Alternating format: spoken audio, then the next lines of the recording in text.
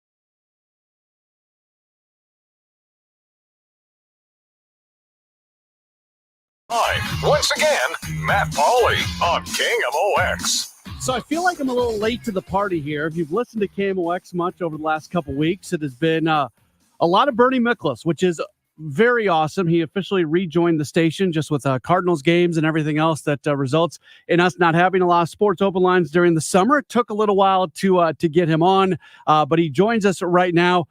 Bernie, I've told you this via DM and text.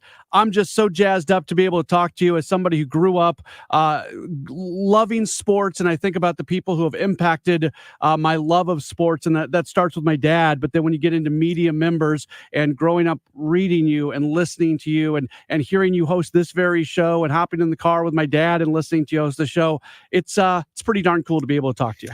Well, Matt, I'm really happy to be working with you. I mean, I think you've done a terrific job since coming over to KMOX, and I know you were thrilled to do it.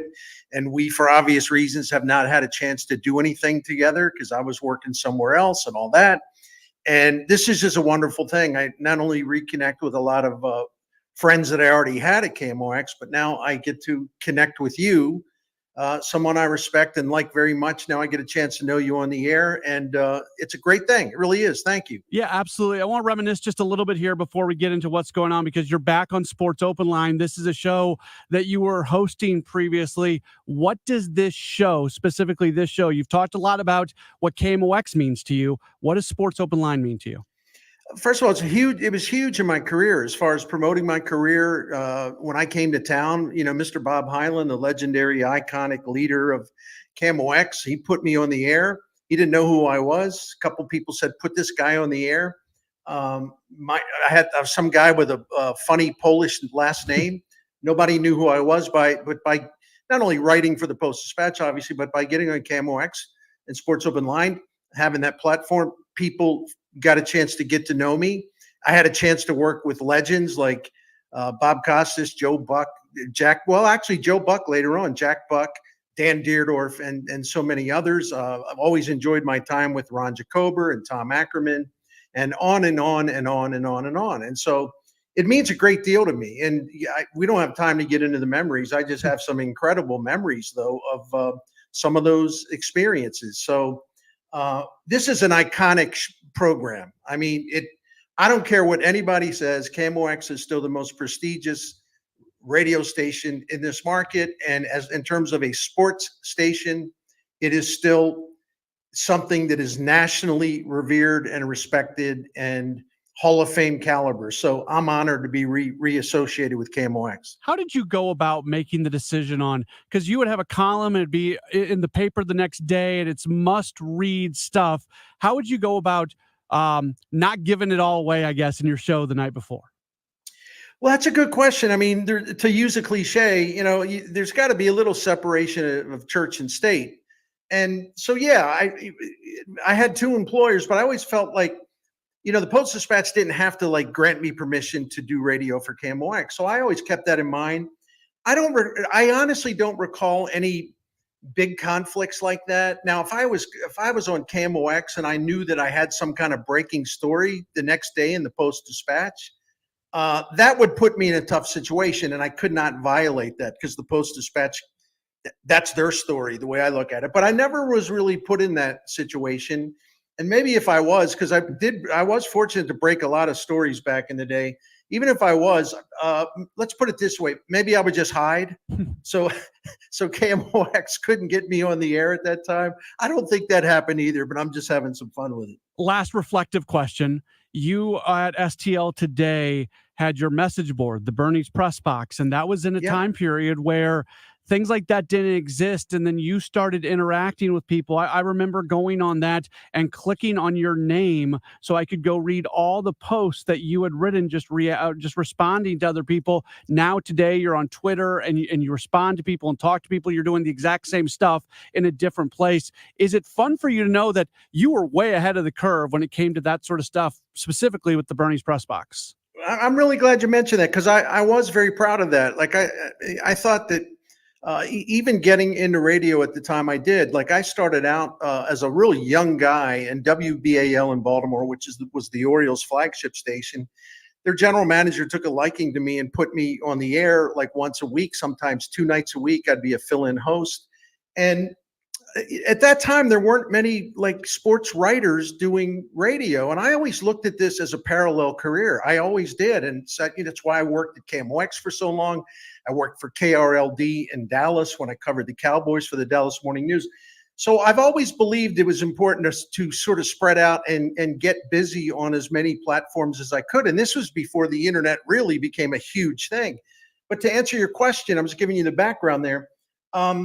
Yeah, Bernie's Press Box was totally something different. I had sports writers all around the country saying, "Are you crazy? Why are you doing that? People they can get to you and rip you and put you on the spot." I'm like, well, that's good. I should be held accountable. Yeah, sometimes it was a little rough, but I was proud of the fact that I would venture into the jungle and whatever would be, would be. And I'm doing that a lot now. And I'm not using this as a backdoor way to promote my YouTube channel, but I have been just blown away by how much response there's been to my YouTube channel, which is youtube.com/@thebernieshow.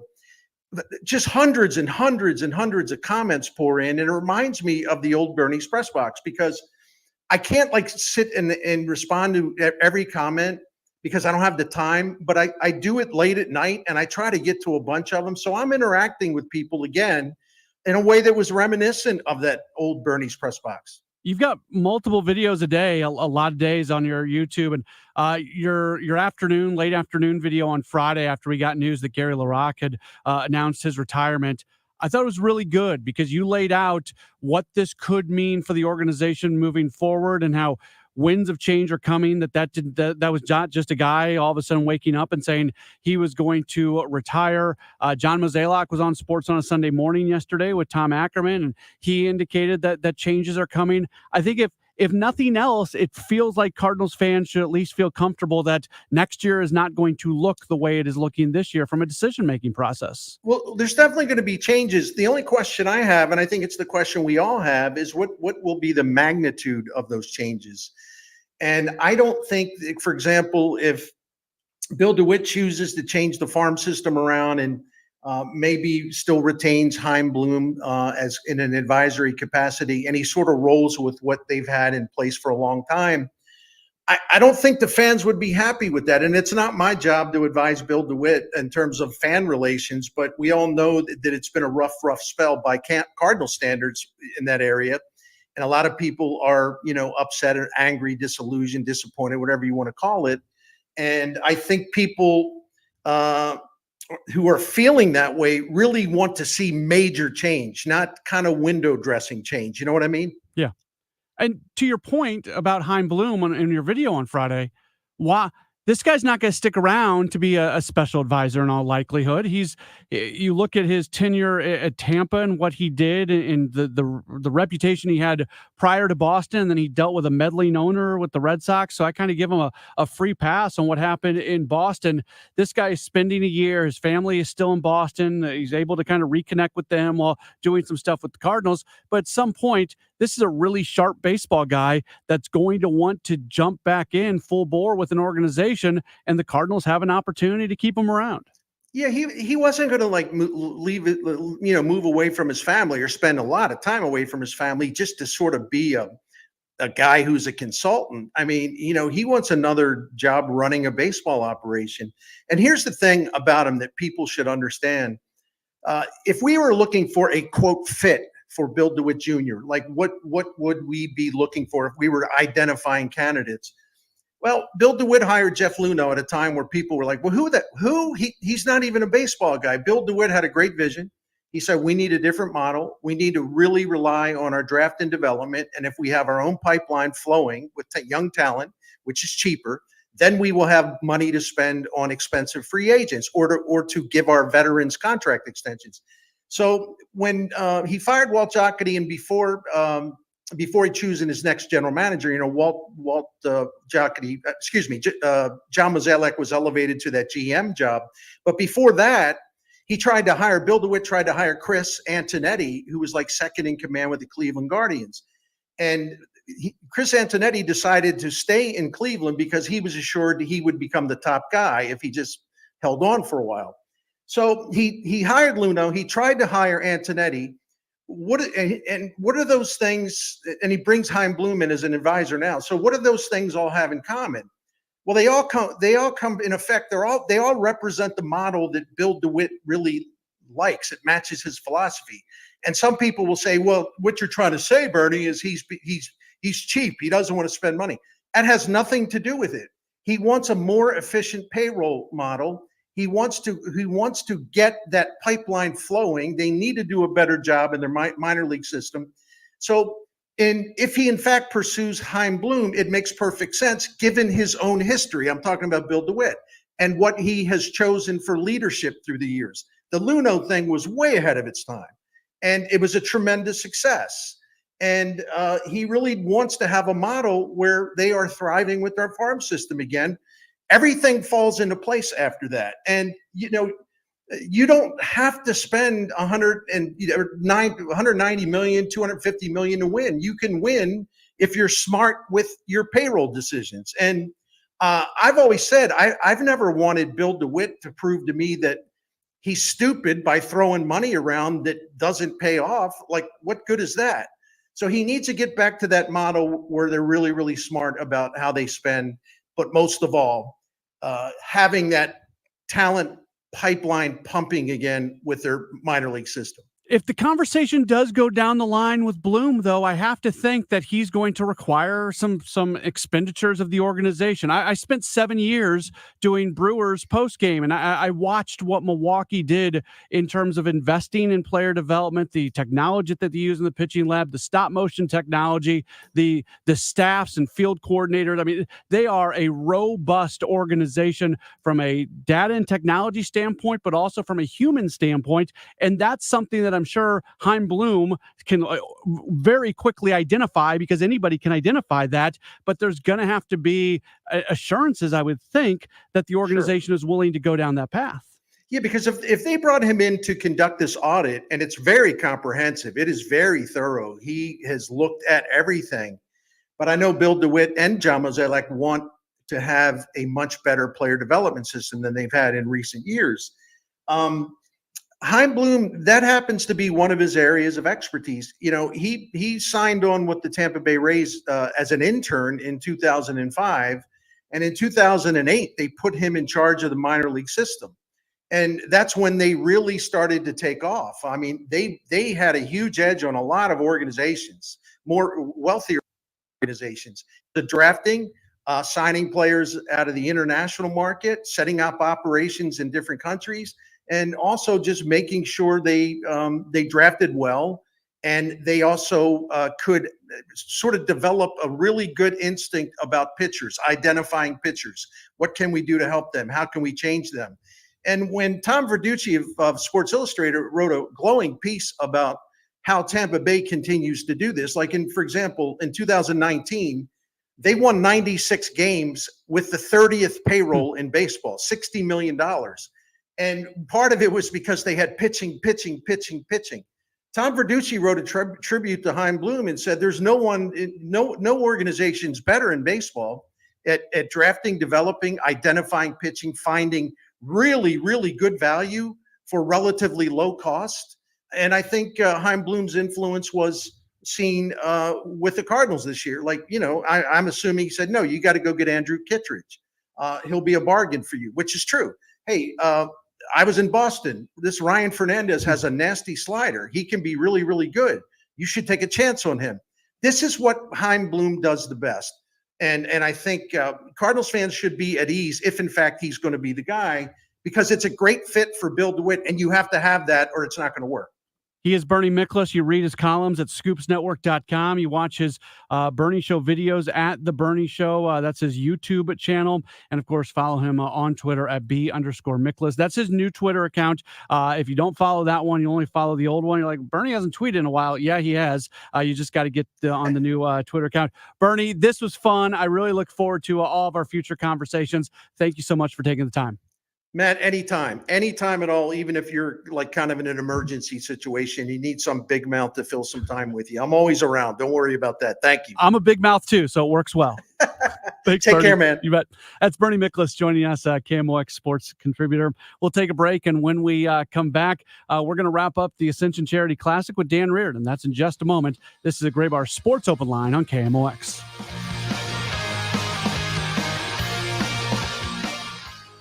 If you're trying to sell a home, there's only one agent in town that I trust.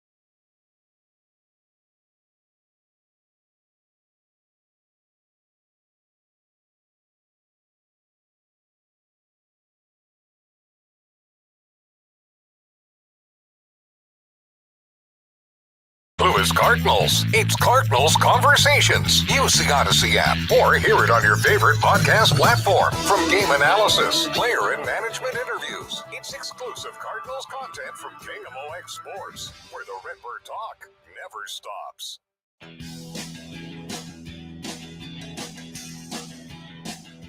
Back at it on a Gray Bar Sports Open Line here on KMOX. One of the great sports weekends in St. Louis just wrapped up, the Ascension Charity Classic. I'll tell you what, St. Louis does such a great job of making this event feel like a really big deal. And then what do you know?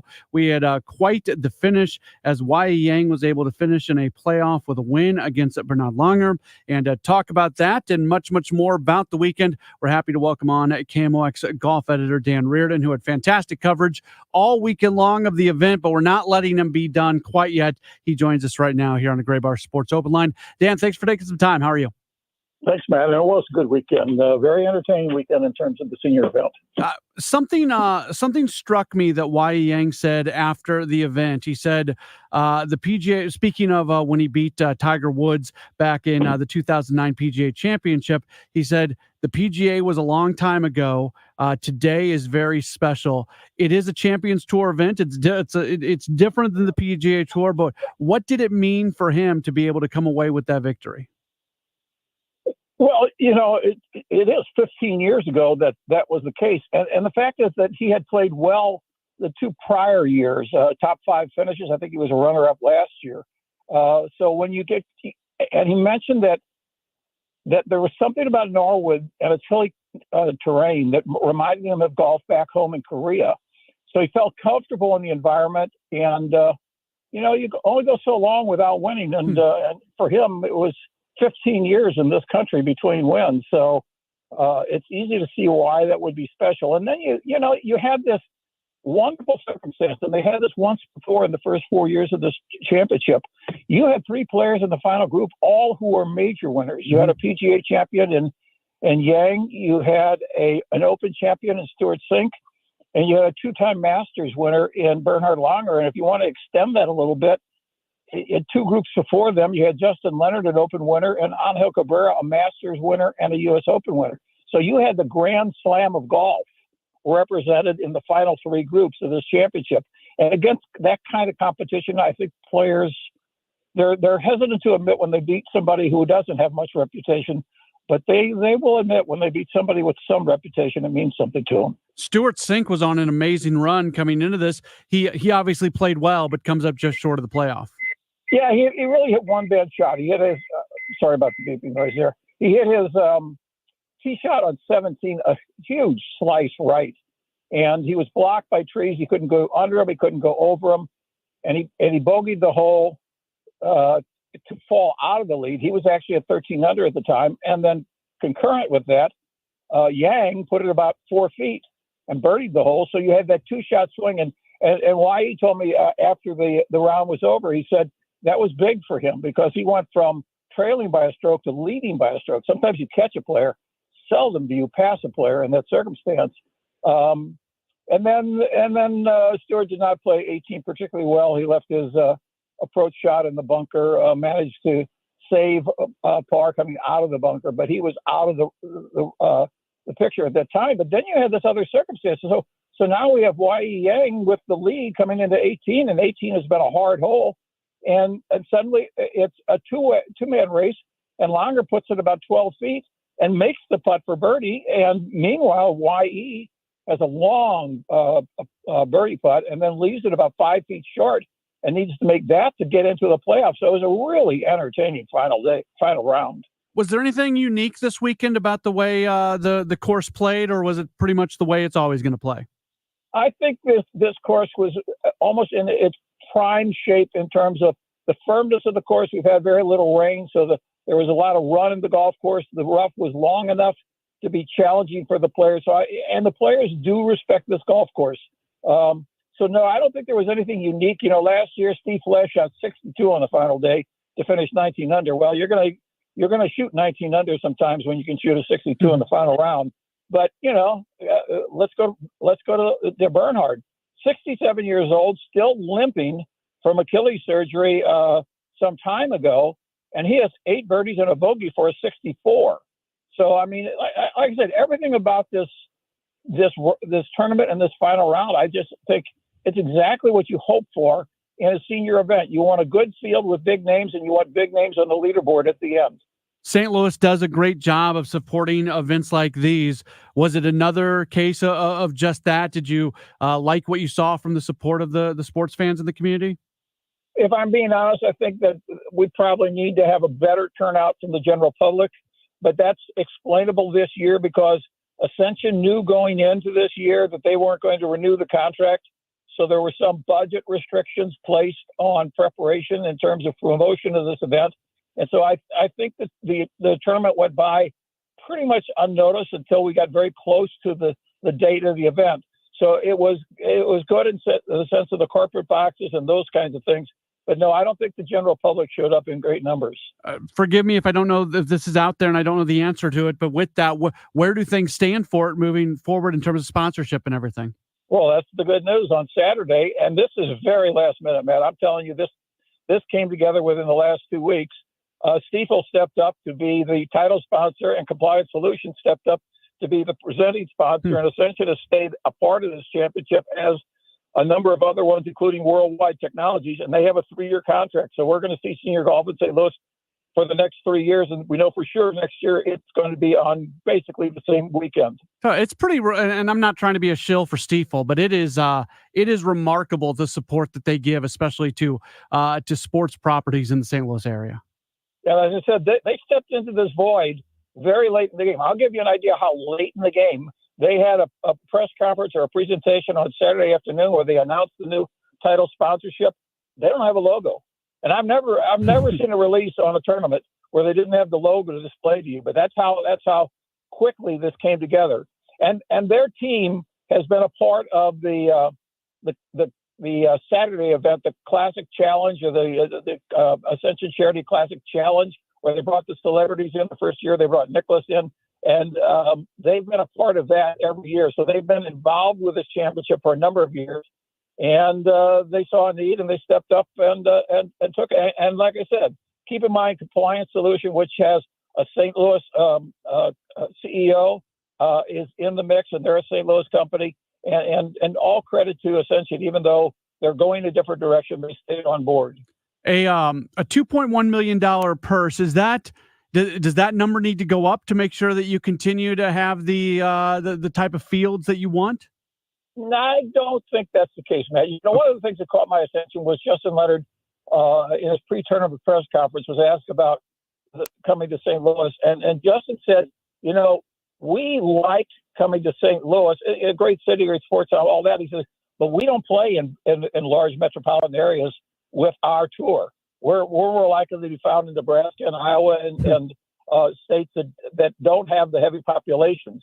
And so they look very fondly at playing in a community where, you know, it does have a Major League Baseball team and a National Hockey League team and a soccer franchise and all those kinds of things going on at the same time, and auto racing. So I don't think that the purse is a make or break it. But I will tell you there's a bit of good news if Keegan Bradley, the Ryder Cup captain, lives up to his promise, because last year the field was hurt because I believe there were 3 vice captains on the Ryder Cup team who would have been in the field and weren't. I know Steve Stricker was one of those.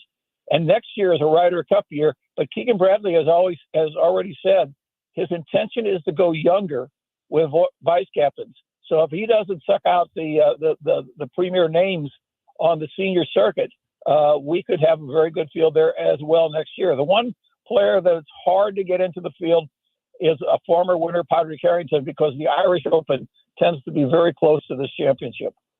He is Dan Reardon always does a fantastic job covering golf for KMOX, but was right there this weekend for the Ascension Charity Classic. Dan, thank you so much for the time and all the work all weekend long.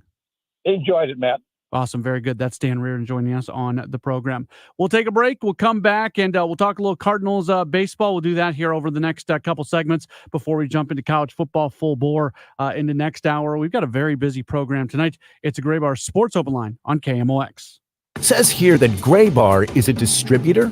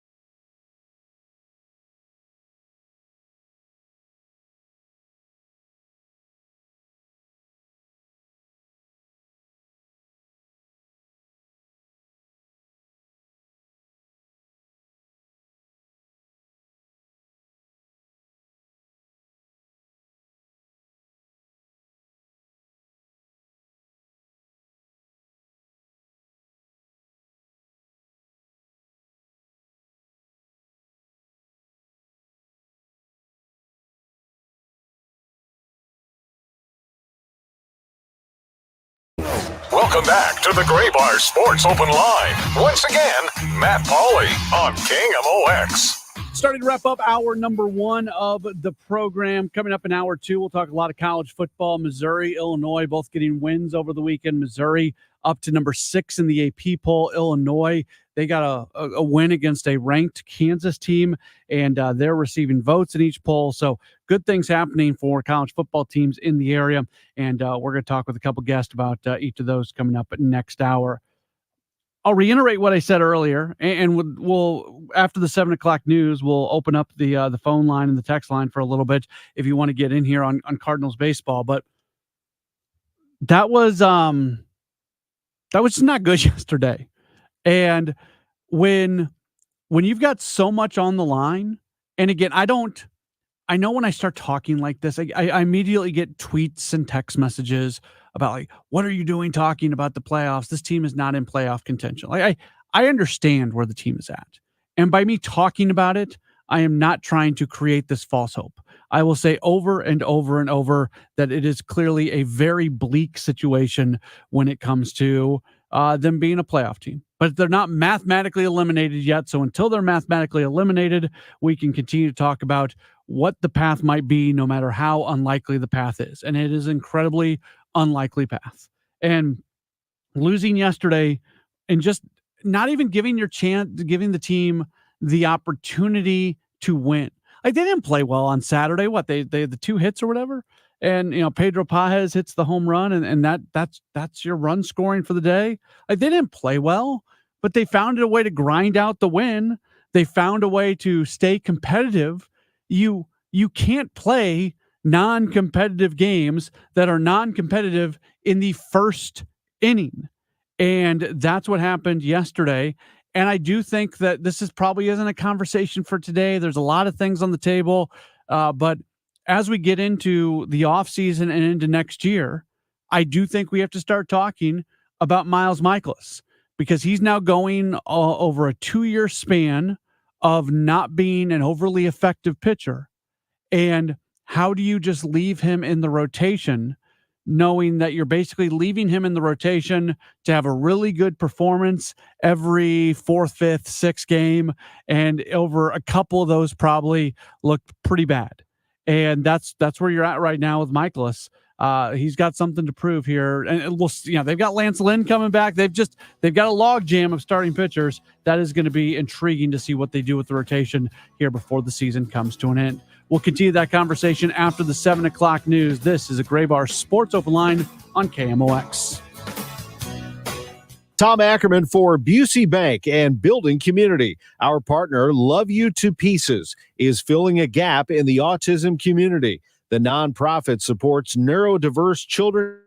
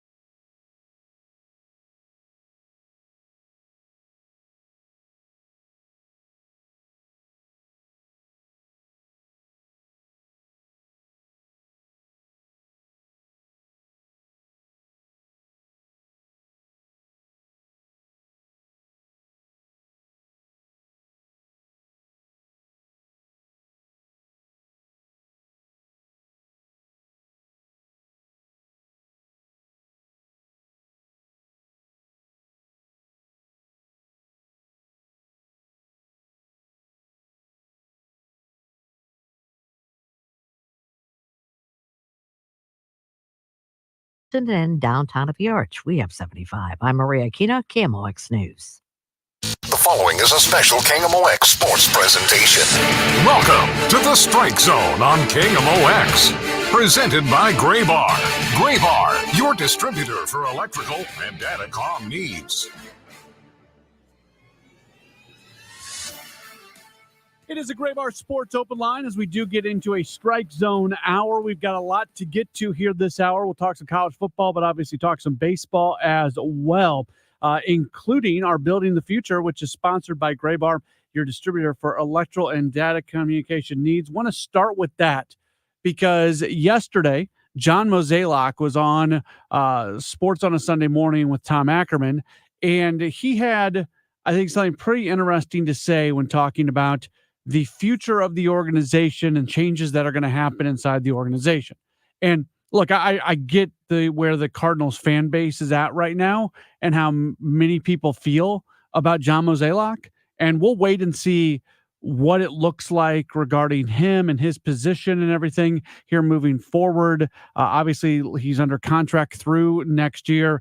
Do they start that process of whoever the next person is going to be being somewhat in that role going into next year? Is it a more dramatic change going into next season? I would think just about everything is on the table right now, but it's pretty clear that the organization does need to continue to look inwardly.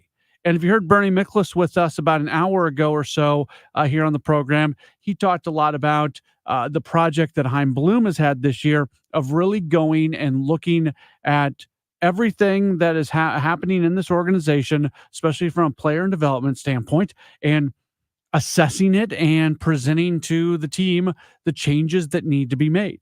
And I think it's safe to say there are changes that need to be made. So I want to play this cut for you. This is John Mozeliak yesterday morning with Tom Ackerman here on KMOX. And this is in light of Gary LaRocque announcing his retirement late last week, farm director for the last 12 years. So there's going to be someone in place next year, somebody different overseeing the farm system. So this is what was said by John Mozeliak yesterday when he was speaking with Tom Ackerman. There are the mid to small market teams that you have to get the draft and player development right. You just have to. To truly be successful in this league, you can't have many misses on your draft picks. And when you have draft picks, you got to be able to squeeze the most juice out of that as possible to really be successful. And so as I think about the future for the organization, obviously with Gary LaRocque announcing his retirement, there's going to be some changes. And I think it is great a job as Gary did. I think it's going to be a nice opportunity to welcome some change. And so I certainly look forward to the next few months and just see where we end up and what that leadership looks like. But, I definitely feel like we do have to have some changes from within because, we're not where we need to be and we need to get back there. Do you also changes from within for sure? Do you want to look outside? Do you want to, when the time is right, to poke around and see which teams are doing it right, which teams are doing it great, which teams are being innovative, and perhaps taking some of those people and putting them in the mix? Yeah, to give you the Cliff Note version, I mean, that's already been done. Yeah. It's about, beginning the process of the interviewing and getting that moving, and hopefully within the next couple of months, we have leadership in place, and then we can just keep moving forward. I think that's a very telling 90 seconds or so from John Mozeliak talking about the changes that are going to be happening, the outside voices that are likely to be joining the organization. All of those things are good.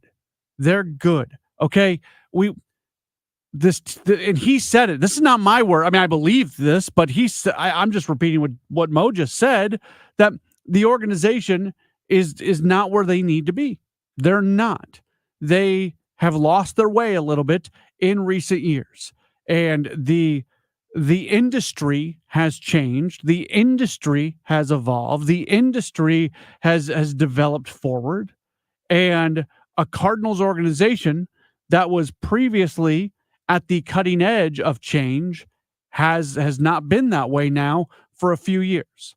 So Gary LaRocque, who did a fantastic job in his role as farm director for 12 years, he moves on, and now they get to bring in a new voice, somebody with a different take on things, and hopefully somebody with a more modern take. And I think there's going to be other changes inside the organization. The question is going to be, how high up do those changes go? And I don't know. Like I don't take anything. I think just about anything is possible at this point. I think John Mozeliak is still going to be employed by the Cardinals next year. That's like the definitive statement that I can make. What does that really mean? Is he still going to be in his role? Maybe, maybe not. I said this earlier, but I'll repeat it. I'll probably repeat it about 1 million times between now and the end of the season. Is there a possibility? Because they've talked openly about wanting to have a succession plan for when Mo's time comes to an end. So does the season come to an end this year and they already have that succession plan in place and they announce it, and the next individual, man or woman, comes in and starts into that role kind of shoulder to shoulder with Mo for a year? I don't know. That's possible. Or they just give that person a little bit more responsibility. I mean, look what the Blues are doing. The Blues have Doug Armstrong, but they also have a general manager in waiting. So now that's more of a multi-year process with the Blues than it will be with the Cardinals. But those situations can happen, and it's finding a way to make it work. I realize it. I understand. Trust me. I talk to people every day about this. I understand the distrust from a lot of Cardinals fans right now about the organization and about anything that you might hear from a John Mozeliak. I truly believe what we just heard, what he told Tom Ackerman yesterday morning during Sports on a Sunday Morning. I think it is a very good development for this team and for this organization. We know there are going to be changes. Now, I hope that this is not simply a case of Gary LaRocque is out, somebody new comes in as the farm director, and with that, there are changes throughout the developmental system, and that's the extent of the changes. I hope it is more than that. But to be fair, even if that is the extent of it, this is an organization that needs to get back to developing, cultivating, drafting, identifying players who can contribute in a big way. High-end type players, both from a position player standpoint and also from a pitching standpoint. That is something that this team has been missing on a lot recently. You know, for every Mason Wynn, who's been incredible, we've got a lot of examples of guys who have stalled out. And stalling out, look, if Nolan Gorman 2 years from now is a 270 hitter who's giving you 30 home runs and 100 RBIs every year, if Jordan Walker is a 30 home run guy, if we can kind of look at what's going on right now as more of a blip, but there is pressure on this organization to start developing these high-end type prospects and getting them to perform at the highest level when they get to the big leagues. All right, we're going to switch gears and we're going to talk college football for the next half hour or so. First Missouri, then Illinois. Howard Richards is going to join us in just a moment or so. Missouri, the number 6 team in the nation, according to the AP poll. We'll discuss it coming up in just a moment. It's a Graybar Sports Open Line on KMOX. Players, drillers, testers, threaders,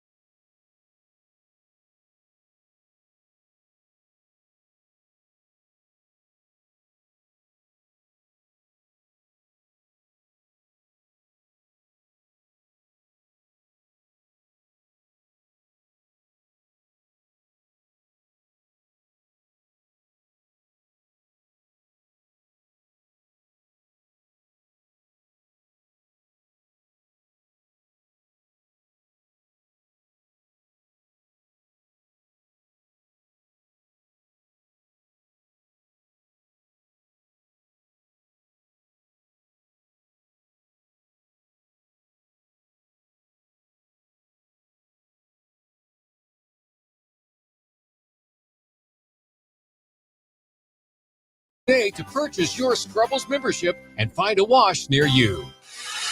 Welcome back to the Strike Zone on KMOX. Presented by Gray Bar. Gray Bar, your distributor for electrical and datacom needs. Back at the Gray Bar Sports Open Line right here on KMOX. My name is Matt Pauley, taking you until 8 o'clock tonight as we have a full 2-hour program with no Cardinals baseball. Cardinals are back at tomorrow, opening up a series against the Cincinnati Reds. What a start it has been for Missouri football. They have outscored their first two opponents a combined 89-0. They beat Buffalo on Saturday by a 38-0 score. They go up in the polls. They are now number 6 in the AP poll. Nobody better to talk Missouri football with than analyst for the Tigers on the radio network. He is Howard Richards. You follow him on Twitter at @How_Rich. Howard, always appreciate you spending some time with us. How are you? Matt, I'm doing well. How about you tonight? Doing good, and the Tigers, obviously, they are doing quite well. It's been pretty impressive to see, and obviously the opposition is what the opposition is with Murray State and Buffalo, but you go out, you play the teams that are on your schedule, and this has been domination so far from the Tigers. Hey, Matt, thanks for saying that, because that's the exact same explanation that I give people. The schedules are done far in advance. It was done under a different athletics administration. I've always been a fan of playing tougher competition certainly earlier in the season, because I think it gives you a better test of where your teams are, or your team is, I should say, and it prepares you better for conference play. That said, we won't really get that first test until this Saturday against the Boston College Eagles. Looking forward to that game, because I think it will really give us an indication of, how well, especially this retooled Missouri defense just really is. I think they've played very well in a lot of ways. They've started out faster than the defense did last season, and when the defense was pretty good. But I've been pleasantly surprised, regardless of who you play. The fact that you can shut out a college football team back-to-back weeks is highly impressive, and allowing under 200 yards of total offense each week. And I just think really give a lot of credit to what the new defensive coordinator Corey Batoon has done, coming in and putting together a defense with new personnel in only a few months. And I'd say it's nothing short of impressive. Yeah, and again, 2 games don't make a season. We know who they played. Like those caveats remain in place for our entire conversation. But going into the season, I mean, Missouri fans were quite honestly freaking out when everything went down with the defensive coaching staff during the year, and feeling like you were going to retain some folks and then eventually moving on. And now, so far, as great as the offense has been, to your point, in today's college football, where a lot of points are scored almost no matter who you are, to have back-to-back shutouts is just something you don't see. Yeah, no doubt. I mean, it's a feat. Hey, it's in the past now, for Mizzou. You're only as good as your next game, right?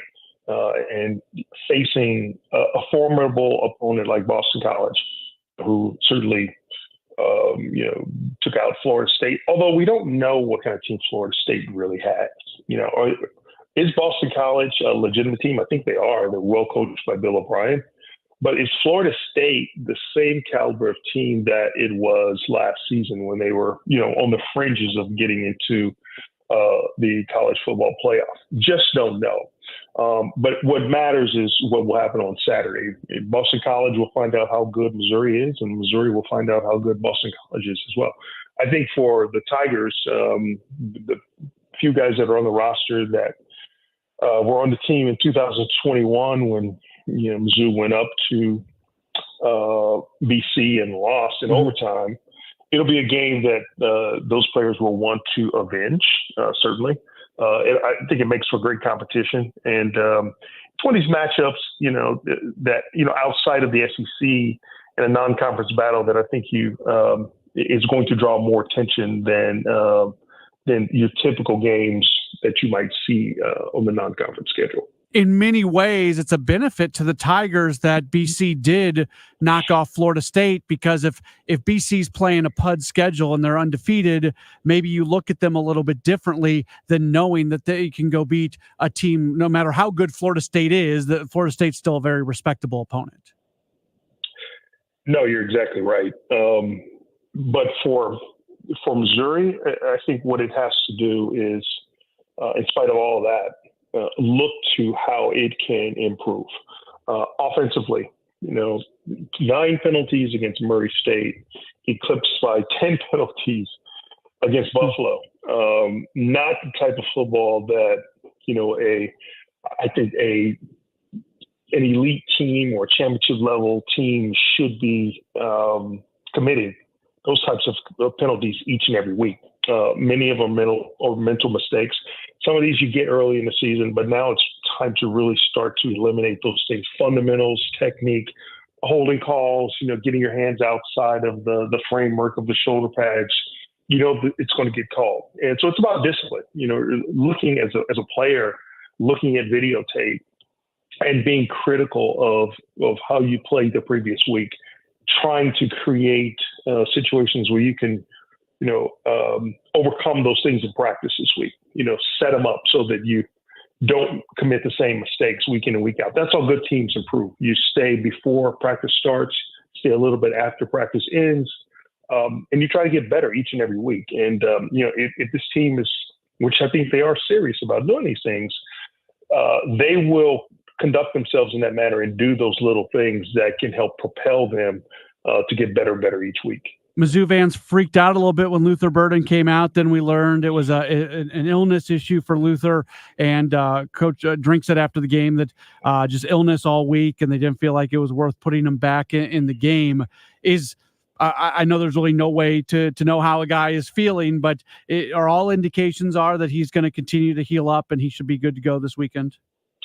I heard nothing to the contrary. I mean, and I think Drink said it best. It's an illness, and I'm putting this to bed right now. There's nothing else wrong with him. So until we hear something differently, we'll have to go with that. And who knows? He could have had a little stomach flu or whatever the case may be. And at that point, I think Drink did the right thing. Just pull him out, let him get rested, and maybe get ready for BC another week and a few quarters early than he would have otherwise. So, but listen, it was a good opportunity for other receivers to step up. Theo Wease had a day, 12 catches, 140 plus yards receiving. That's the type of effort and results that you want to see when your quote unquote best player is out of the game. You want someone else to step up, and I think these Missouri receivers are certainly up to that challenge. Very impressed with the skill level players. So it's just a matter of, again, just working on those little things week in and week out. Really impressed with the defense. I know, again, those shutouts are maybe come with a little bit of an asterisk, but listen, against a formidable opponent like BC with the quarterback Castellanos, who's a legitimate dual threat quarterback, it'll be quite a challenge. This AP poll that came out yesterday is remarkable because Missouri is the number 6 team in the nation, but you look at the SEC, number 1 Georgia, number 2 Texas, number 4 Alabama, number 5 Ole Miss, then Missouri, and number 7 Tennessee. 6 of the top 7 teams in the nation come from the SEC. I don't know if I've ever seen that before. Not in recent memory. I certainly haven't seen it. And also Missouri's got its highest ranking in 15 years or something like that. That's pretty impressive also. Again, it's early. The rankings don't mean a whole lot. I think they're great for the fans. But if you want to continue to garner that type of respect, you've got to play tough football each and every week. And I know it's great for the fans. It's been great having 2 sellout crowds, and we'll have another one certainly on Saturday. And from all accounts, I think the rest of the games, if they're not sold out already, they should be announced that they've been sold out for the most part. So that in and of itself speaks to the level of respectability that Eli Drinkwitz and his program has, I think, earned from the fans, and they're looking forward to seeing what this team is going to do and how it competes week in and week out, especially, with so many eyes on a team that hasn't had as much recent success in the last 10 years. To be ranked number 5, everyone's going to be watching to see what those teams in the top 10, but especially Missouri, and how they're going to perform, going forward. Before we get you out of here, and I don't know all the details on this, so that's why I'm asking you, but just based off your social media, I see that you and our good friend Mike Claiborne are starting to do a television program together. What are the details on that? Yeah, so Mike and I had been doing a podcast together for the last 3 years. It was called Huddle Up with Howard, and it was previously found on Mike's website, plaguesonline.com. We have partnered with another group, Fuse Entertainment, that has done a lot of things from the political side, but they launched the Global Fusion, and that's Fusion with an X, Global Fusion Network Television, GFNTV.com. And the reach, I think, is somewhere around 20 million people worldwide. And the platform had everything that you could possibly want, but no sports. And with Fuse being local, Cliff and Mike Franklin, who I've known for most of my life, they wanted to be able to showcase sports from a different angle, have this nice podcast. And, it made sense because we've all sort of been friends forever. And, with Mike's long career in baseball with the Cardinals and writing, of course, with the St. Louis American, and my background as a collegiate player and professional player and dabbling in media myself, it just seemed like a tremendous opportunity to, present what we know and to showcase some pretty cool guests as the podcast progresses throughout the season. So it should be fun. GFNTV.com is where you can find Huddle Up with Mike Claiborne and Howard Richards. Awesome. Very good. Well, Howard, we really appreciate you taking some time with us, and hopefully we'll talk to you again very soon as Missouri continues to pile up the victories. Fantastic. Thanks a lot, buddy. You bet. That's Howard Richards joining us on the program. We will take a break, and when we return, we'll shift gears and we'll talk some Illini football. The sports director at WCIA TV in Champaign will join us. He is Glenn Kinley. He joins us in just a moment. This is a Graybar Sports Open Line on KMOX. You're in hot water, mister. What I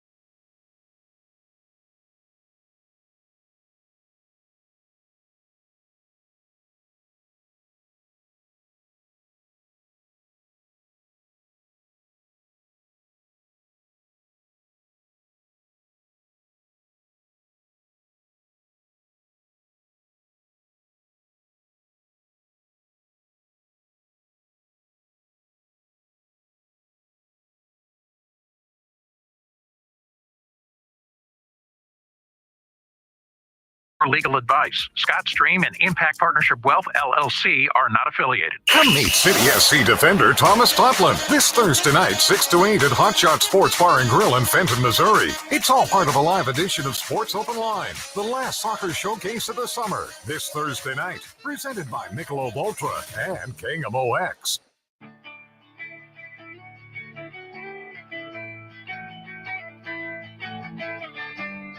It's a Gray Bar Sports Open Line right here on KMOX. My name is Matt Pauley. So this next guest that we're bringing on, I've never actually spoken with him. Let me pontificate for just a moment, though. He previously worked in Topeka, where he was covering, among other things, Kansas State athletics. I am a K-State grad, and I wasn't following him, and some of his coverage kept popping up on my Twitter, and I'm like, man, this guy is really good at what he's doing. You don't see a lot of great TV coverage when it comes to stuff going on in the middle of Kansas, but Glenn was doing a fantastic job. I've been following along with him, and he just recently picked up the job as the sports director at WCIA TV in Champaign, Illinois. That means he's going to be covering Fighting Illini athletics, so we've got a reason to bring him on. So I've been following along with him for a while. I've never gotten the chance to talk to him until right now. We welcome Glenn Kinley onto the program at Glenn_Kinley on Twitter. Glenn, thanks so much for taking some time. How are you? Hey, Matt, I'm well. Thanks for having me on the show. I appreciate your kind words about the K-State coverage. Hopefully the Illinois coverage can be just as good, and we'll try to refrain from talking Kansas State Wildcats the entire time. I don't know how many cats you got in St. Louis listening. Not that many. They probably don't like us. So, yeah, we'll stick with Illinois athletics for sure. Illinois beats a ranked non-conference opponent at home for the first time since 2011 when they beat Arizona State as they beat Kansas this past weekend. How big of a win was that for Illinois? Man, I'll tell you what, I said in my post-game report in our 10 p.m. show that I thought obviously it only counts for one on the standings and on the record for the year, but I thought it was a win that carried more weight than one football game. You're talking about a sellout crowd, and there's a difference. You get sellout crowds because your fans are all in and they're ready to roll no matter what, and they're thinking you're going to win the conference title or whatever it might be. And then you get sellout crowds of the fans who say, these guys might be up to something. Let's go check these guys out. And that's what I said on a different show I went on before the game. They asked about the sellout and it being the first one, in almost a decade or whatever it was. And I told him, I said, I think there's like some curiousness in the Illinois fan base, like fans who are like, I think this team might be all right. They got the quarterback back. They got a lot of local talent on the team. They got a couple really big pickups in the transfer portal. And so the fans show up for that game, and then how could you not want to come back after you go to that and see? I mean, the cliche to say, but the real winners of that one might have been the fans, because that was just a terrific football game, And so I would imagine they'll be back. I would imagine the fan support grew even that much more. Obviously, a lot of them ended up on the field. That's a huge win for Brett Bielema and for the program, not just for this year and this team. It feels like this was the make or break year for Bielema, 20-19 record with the win in his 4 years in charge.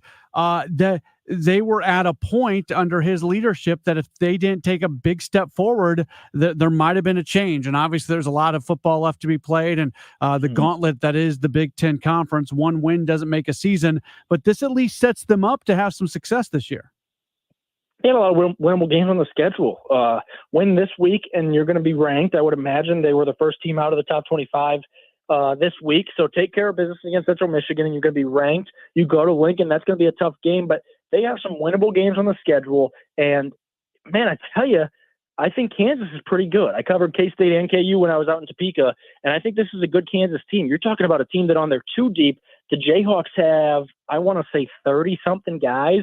That's a veteran squad. They returned a lot of really good ball players. They have one of the best running backs in the country, I think, in Devin Neal. I don't think they gave him the ball enough, but that's another conversation. But I think that's an impressive win, and that can give a team a lot of confidence, man. And so if they can play the way they did on Saturday, or even better, they can win a lot of games this year. And I think you're right. I think they need to win a lot of games this year, and just give fans something to be excited about.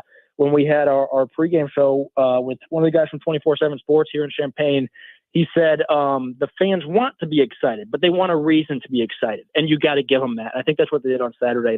They said, thank you for coming out, and here's here, let's make it worth it for you. And they did that. They're down going in the fourth quarter. They're down by a 17-13 score, and then they outscore Kansas 10-0 in the final quarter. Was that them just wearing Kansas down, or did something flip for them in that final quarter?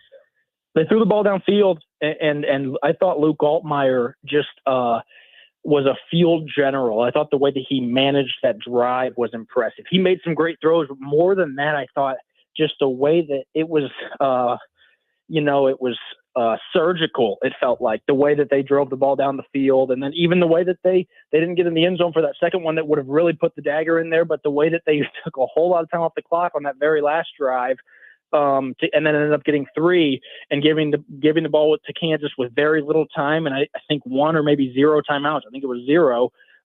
That was a really good drive, and Luke Altmaier showed that he can let her rip, man. And Kansas, you could make the argument, I mentioned their running backs, but you could make the argument that their best position group is their cornerbacks. They had 2 cornerbacks who probably could have gone pro this past offseason. Those 2 guys were both preseason All Big 12, Mello Dotson and Kobe Bryant I'm talking about. And then, boy, Pat Bryant, 2 big catches. I think it was something like 28 yards and 37 yards, not in that order, on that touchdown drive for the lead. Zachary Franklin, they were going to him all night, and then maybe they put so much attention on Zachary that they aired it out to Pat Bryant. He made a couple really good grabs, and Luke put it on the money. I think Luke Altmaier is playing so much more confident than he was a year ago at this time, and you can really see it. And I think he's learning, hey, my receivers might be really good. Why would I not want to air this thing out, throw it up there, and let him go get it? When they ran the ball in the fourth quarter, they gave it to the freshman running back Valentine. He had 25 yards on 8 carries, all of which came in the final quarter. He's got a ton of explosiveness. Did he show himself out in the fourth quarter where maybe he's going to get used a little bit more moving forward? I'm so glad you brought that up, because that was one of the things I was hoping we would talk about, maybe an underrated story or note from this game that maybe you wouldn't catch to the casual fan. But for Khalil Valentine to go out there, and it wasn't just get us 1 yard, get us 2 yards. He had a couple really good runs. I think at least 1 or 2 of them were for first downs. And for them to put him out there, all the talk preseason, I shouldn't say all, but most talk preseason was about Aiden Lawfrey and Caden Fagan, as it should have been. Those are a couple real good and real large running backs.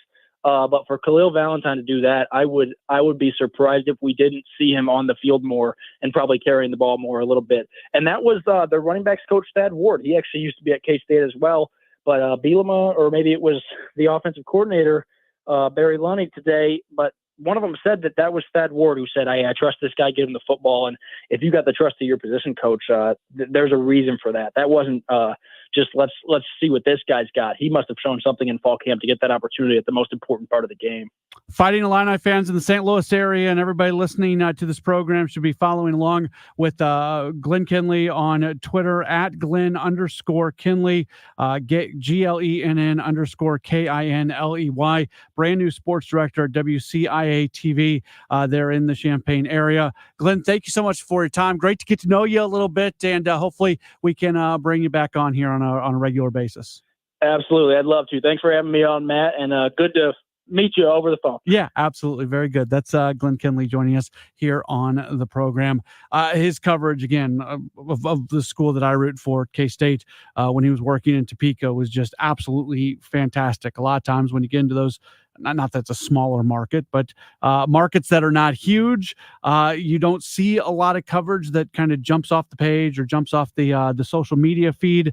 His stuff did, and I started following along. And the moment he got that job in Champaign, it's like, all right, we're going to be bringing this guy on KMOX because he's good at what he does. So we'll hear from him fairly often when talking about Illinois. And that was a really good win for them against Kansas. And now they've got a very winnable game coming up this Saturday when they're going to match up against a pretty good Central Michigan team. One more break. We'll come back and we'll wrap up the program. A sad day today. We found out that James Earl Jones had passed away. He certainly had an impact in some sports movies. We're going to discuss that in just a moment here on Gray Bar Sports Open Line on KMOX.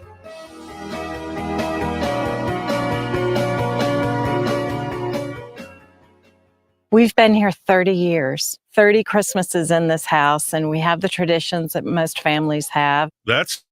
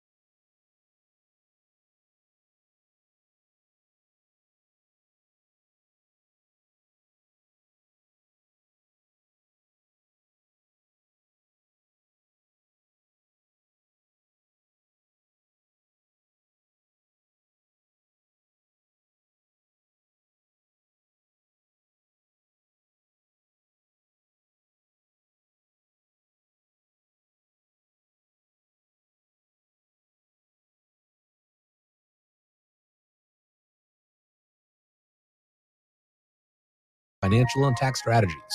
618-361-4232 or online at checkwithgary.com. Investment advisory services offered through Centaurus Financial Inc., an SEC registered investment advisor. Insurance and annuities offered through Gary Goldberg, NPN number 918615. I'm Debbie Monterey, and I see more clearly thanks to the doctors at Ophthalmology Associates. Make your appointment today at 314-966-5000 or online at youridoc.com. The one constant through all the years, Ray, has been baseball. America has rolled by like an army of steamrollers. It's been erased like a blackboard, rebuilt and erased again. But baseball has marked the time. This field, this game, it's a part of our past, Ray. It reminds us of all that once was good, and it could be again. Oh, people will come, Ray. People will most definitely come. The iconic voice of James Earl Jones, and he certainly had a lot of things that he said in his career that were just that iconic. We learned earlier today that the great actor had passed away at the age of 93, and as you might expect, tributes have been coming in. Welcome back in. It's a Gray Bar Sports Open Line here on KMOX. He, from a sports standpoint, and in that speech, obviously from Field of Dreams, you think about The Sandlot being another movie that he had a very, very large role in, to iconic baseball movies. He was actually, I looked it up, he was in 11 different sports movies, starting with The Great White Hope in 1970, The Bingo Long Traveling All-Stars and Motor Kings in 1976, The Greatest in 1977, The Greatest Thing That Almost Happened also in 1977, then not another sports movie until he did Field of Dreams in 89 and The Sandlot in 93. So those were his back-to-back sports movies. He was in Rebound in 1996, Muhammad Ali Through the Eyes of the World in 2001, Unforgivable Blackness, The Rise and Fall of Jack Johnson in 2004, The Sandlot 2 in 2005, and then The Benchwarmers in 2006.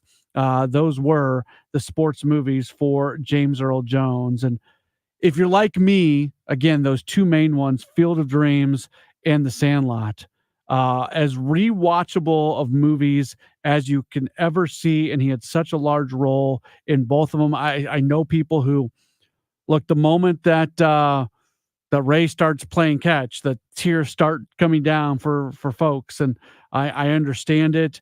I don't know.